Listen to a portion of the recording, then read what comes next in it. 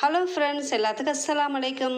இன்றைக்கி நம்ம வீடியோவில் என்ன பார்க்க போகிறோன்னு பார்த்தீங்கன்னா, நம்மளோட தங்க நகைகளை எப்படி கவனமாக பார்த்துக்கிறதுங்கிறத இந்த வீடியோவில் பார்க்கலாங்க. அது எப்படி சேஃபாக வச்சுக்கலாங்கிறத பார்க்கலாம். அது மட்டும் இல்லாமல் நம்மளோட மிக்ஸி ஜாரை அற விடாமல் இருக்கும் பார்த்தீங்களா, அதை எப்படி சூப்பராக சார்ஃபாக ஆக்கலாங்கிறது இந்த டிப்ஸில் பார்க்கலாங்க. இப்போ தான் நம்ம வீடியோவை மொத பார்க்குறதா சேனலை மறக்காமல் சப்ஸ்கிரைப் பண்ணிக்கோங்க.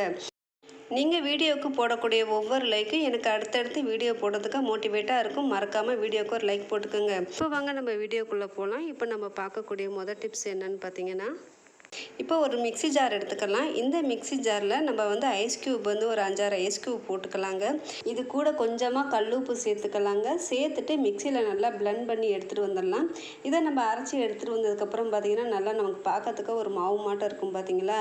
இப்படி நம்ம அரைக்கும் போது பார்த்திங்கன்னா இந்த ஐஸ் க்யூப்பும் உப்பும் சேர்ந்து இந்த பிளேடை நல்லாவே ஷார்ப்பாக்குங்க. இந்த ஐஸ் க்யூப்பும் உப்பும் போட்டு சுற்றும் போது பார்த்திங்கன்னா நம்ம பிளேடு ரொம்பவே ஷார்ப்பாக இருக்கும். மறக்காமல் இந்த டிப்ஸை நீங்கள் ட்ரை பண்ணி பாருங்கள். இதை நான் கழுவிட்டு காட்டுறேன் பாருங்கள். மிக்ஸி ஜார் எவ்வளோ பளபளன்னு இருக்குது பார்த்தீங்களா. ஜார் வாங்கும்போது எப்படி புதுசாக இருந்துச்சோ அதே மாதிரி இந்த ஐஸ் க்யூப்பு உப்பு போட்டு கழுவுனால ஜார் எவ்வளோ புதுசு போல் இருக்குது. பிடிச்சிருந்தா இதை நீங்கள் ட்ரை பண்ணி பாருங்கள். இப்போ அடுத்த டிப்ஸ் என்னன்னு பார்க்கலாம். ஒரு மிக்ஸி ஜார் எடுத்திருக்கேன். இந்த மிக்ஸி ஜாரில் முட்டை ஓடுகள் இருக்கும் பார்த்தீங்களா. முட்டை ஓடுகளை இந்த ஜாரு சேர்த்துட்டு நல்லா க்ளோஸ் பண்ணிவிட்டு இதை நல்லா நம்ம மிக்சியில் போட்டு பவுட்ரு மாட்டை அரைச்சிட்டு வந்துடலாங்க. இதை நம்ம என்ன செய்யலான்னு பார்த்தீங்கன்னா, நம்ம வீட்டில் இருக்கக்கூடிய செடிகளுக்கெல்லாம் இதை யூஸ் பண்ணலாங்க. அது மட்டும் இல்லாமல் நம்ம பாத்திரம் கழுவுறதுக்கு இதை யூஸ் பண்ணலாம். கடாயில் பார்த்தீங்கன்னா விடாப்பிடியான அழுக்கு படிஞ்சிருக்கும். அதுக்கு இந்த பவுட்ரு கொஞ்சமாக நம்ம சேர்த்துட்டு இது கூட லிக்விட் சேர்த்து நம்ம விளக்கும் போது பார்த்தீங்கன்னா எப்பேற்பட்ட அழுக்காக இருந்தாலும் சரி பளிச்சுன்னு போங்க. இந்த முட்டை ஓடுகளுக்கு நம்மளோட மிக்ஸி ஜாரோ பிளேடு தேஞ்சு போயிடுச்சுன்னா இந்த மாதிரி நம்ம முட்டை ஓடுகளும் கொஞ்சம் கல் உப்பும் போட்டு நம்ம அடித்தோன்னு பார்த்தீங்கன்னா மிக்ஸி ஜாரு நல்லா பளபளன்னு இருக்குங்க. அந்த ஜாரோட பிளேடும் பார்த்தீங்கன்னா நமக்கு சூப்பராக இருக்கும். இதை அடிச்சுட்டு வந்த பவுடரை நான் பூச்செடிகளுக்கு கொஞ்சமாக போடுறேங்க. இந்த முட்டை ஓடுகளை நம்ம பூச்செடிகளுக்கு போடும்போது பார்த்திங்கன்னா எல்லா சீசனுக்கும் மல்லிகைப்பூ பார்த்திங்கன்னா சூப்பராக எடுக்குங்க. நான் ரெகுலராக அந்த முட்டை ஓடுகளை பார்த்திங்கன்னா தூள் பண்ணி எல்லா பூச்செடிகளுக்குமே போடும்போது எனக்கு எல்லா சீசன்லேயும் பார்த்திங்கன்னா மல்லிகைப்பூவும் சரி ஜம்மிங்கி பூவும் சரி சூப்பராக பூக்குங்க. மறக்காமல் இந்த டிப்ஸை நீங்கள் ட்ரை பண்ணி பாருங்கள். நான் இந்த ஜாரை கழுவிட்டு காட்டுறேன் பாருங்கள். ஜார் பார்த்திங்கன்னா உங்களுக்கு புதுசு போல் இருக்கும் பார்த்தீங்களா. இந்த ஜார் கழுவுறதுக்கு நான் சோப்போ லிக்விடோ எதுவுமே போடவே இல்லை. வெறும் முட்டை ஓடுகளை மட்டும்தான் நான் போட்டேன்.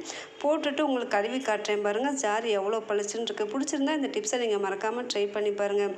இப்போ வாங்க நம்ம அடுத்த டிப்ஸ் என்னன்னு பார்க்கலாம்.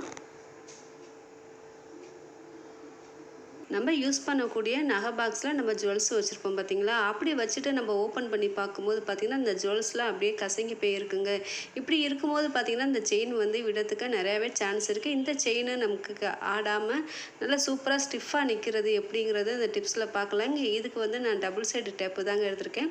இந்த டபுள் சைடு டேப்பை நம்ம குட்டி குட்டியாக கட் பண்ணி எடுத்துக்கலாங்க. அதிகமாக வேணால் கொஞ்சமாக இருந்தாலே போதும். இதை நம்ம குட்டியாக கட் பண்ணிவிட்டு இதை நம்ம ஜுவல்ஸில் ஒட்டி வச்சுக்கலாங்க. இந்த மாதிரி நம்ம ஒட்டி வைக்கும்போது பார்த்திங்கன்னா நம்மளோட ஜுவல்ஸ் ஆடாமல் நம்ம எப்படி வச்சோமோ அதே மாதிரி அழகாக ஸ்டிஃபாக இருக்குங்க.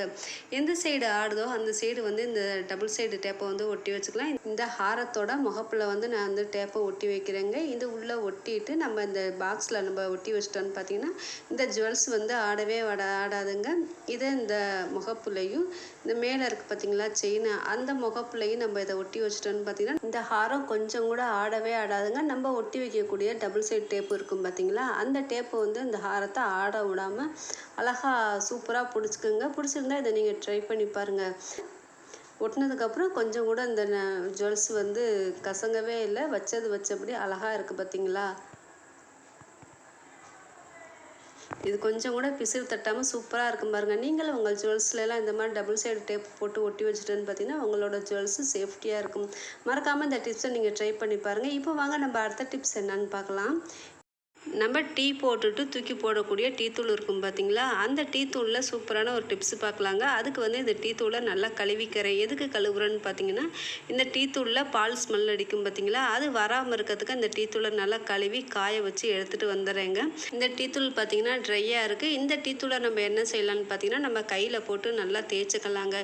இது எதுக்கு இப்படி தேய்க்கிறோன்னு பார்த்தீங்கன்னா நம்ம நான்வெஜ்லாம் கழுவுனான்னு பார்த்தீங்கன்னா அந்த கையிலேருந்து அந்த நான்வெஜ் ஸ்மெல் வந்துக்கிட்டே இருக்குது. அது வராமல் இருக்கிறதுக்கு இந்த மாதிரி டீ தூளில் நம்ம கையை கழுவுனான்னு பார்த்தீங்கன்னா கொஞ்சம் கூட அந்த வாடை வரவே வராதுங்க. பிடிச்சிருந்தா இந்த டிப்ஸை நீங்கள் மறக்காமல் ட்ரை பண்ணி பாருங்கள்.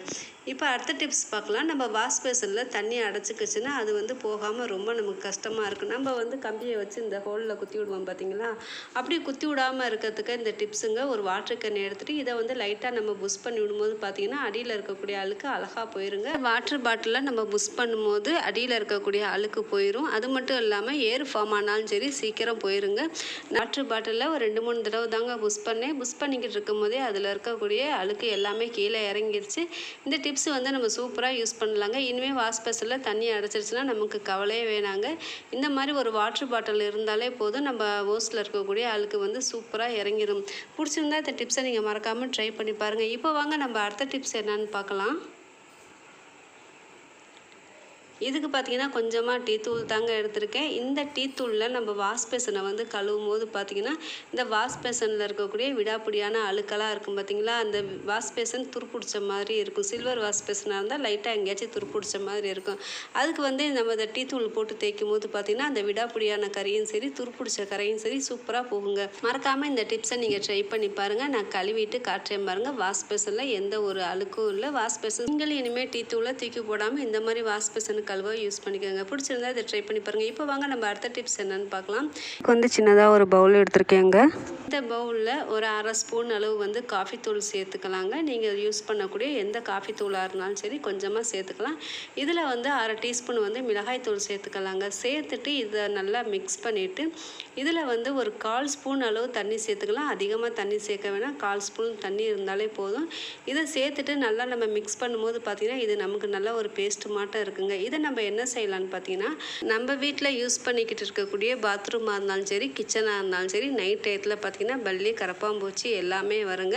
அது வராமல் இருக்கிறதுக்கு இந்த மாதிரி நம்ம யூஸ் பண்ணான்னு பார்த்தீங்கன்னா பல்லி இப்போ கரப்பாம்பூச்சி எதுவுமே வராது. இதுக்கு ஒரு சின்னதாக ஒரு அட்டை எடுத்திருக்கேங்க. இந்த அட்டையில் நம்ம காஃபி தூளும் மிளகாத்தூளும் மிக்ஸ் பண்ணி வச்சுருந்தோம் பார்த்தீங்களா, அதை வந்து இது மேலே போட்டுட்டு நம்ம வந்து ஸ்டவ் கடியில் ஒன்று வச்சுக்கலாம். இது எதுக்கு ஸ்டவ் கடியில் வைக்கிறோன்னு பார்த்தீங்கன்னா பல்லி கரப்பாம்பூச்சியில் நைட் டயத்தில் ஸ்டவ் கடியில் அதிகமாக வரும். அது மட்டும் இல்லாமல் நம்ம வாஷ் பேசனுக்கு அடியிலேயே ஒன்று வச்சுக்கலாங்க. இந்த மாதிரி நம்ம வச்சுக்கிட்டோன்னு பார்த்தீங்கன்னா மிளகாய் தூளோட நெடிக்கு பல்லி பூச்சி எதுவுமே அந்த காஃபி தூள் வாசத்துக்கு கரப்பாம்பூச்சி வரவே வராது. பிடிச்சிருந்தா இந்த டிப்ஸை நீங்கள் மறக்காமல் ட்ரை பண்ணி பாருங்கள். இவ்வளவு நேரம் என் வீடியோவை பொறுமையாக பார்த்தவங்க எல்லாத்துக்கும் ரொம்ப ரொம்ப தேங்க்ஸ். தேங்க்யூ ஃபார் வாட்சிங். அஸ்ஸலாமு அலைக்கும்.